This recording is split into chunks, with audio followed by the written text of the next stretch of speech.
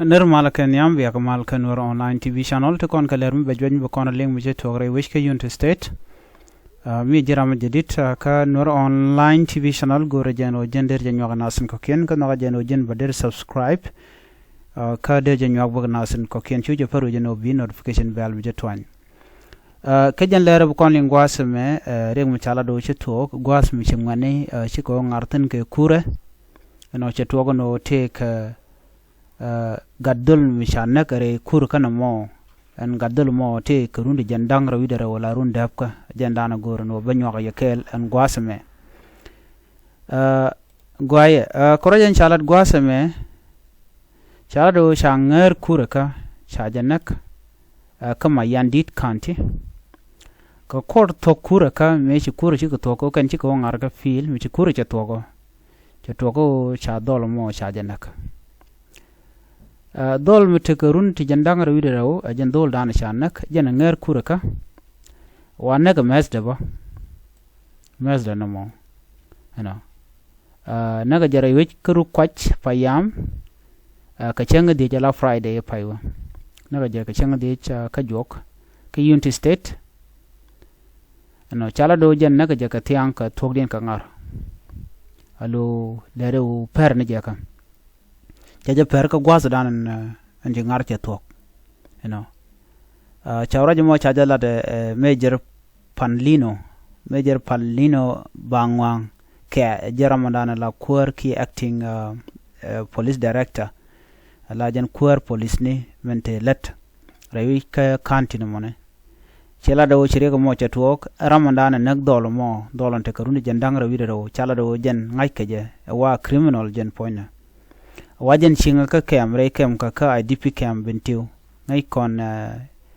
la cam dan tere wik bintiu wajen chinga teno ka jan gwaza danen betin bo jen chala do te ka bodba mi cha kame ramadan chenak gwada dan nyinga tin jen ta danen chirek mo cha to waje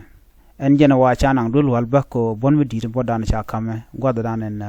bedolom be ko nekten dol nor mo ko kan dial ka dol nore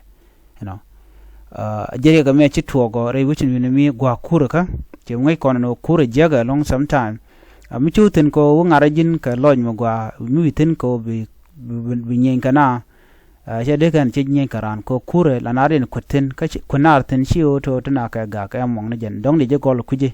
wat chimi chanen gwa me cha dol mo cha ja pereka cha je nak ka garam bo cha yimu ko bodon gwa mo ja dol walba wati ga condition ba jena wabe to dol yen bete dol wala men mi ci body chagwa baje kulo look kangot. A 22 years old male football player was killed by a colleague in Mayandit County in Rukwach Payam in United State on Friday evening after a soccer game, the police said. Major Panlino Bangwankea, the acting director of police in the county, said that the incident unfolded on Friday at 6:30 p.m. in the evening in Rukwach Payam. After the players were done with the game, a player violently attacked another for unclear reasons. The person who was involved in the killing of the 22-year-old man was identified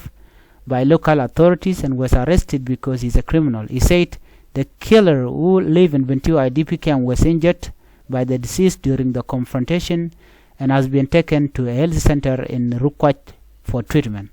Jen chaja kabram dan nagran jena wa criminal ngai kone la tana duidien chapol ko changte ka kem boka jena baran be baraka la kone chang by the way elia makan nga jena mo elia ni jen ko mishran chi mo chi anyen jeno bi nak ke be mo ka bot so to avoid that jena gor ko mungana ka kurbe na yingar lo kanir na karodien tina de le la nyenten but kure charing di special kure nore is too much so jere gadan ci to kono me ko kure cha dole me cha yir cha jabat ke kure mu karne ke chok mi normal long chi me den aren gor den aren ka je so anyway agenda na sharing na guyene di yendien ki de je comedian ko je nagrano na what do you think and mendan we dan de jash ke je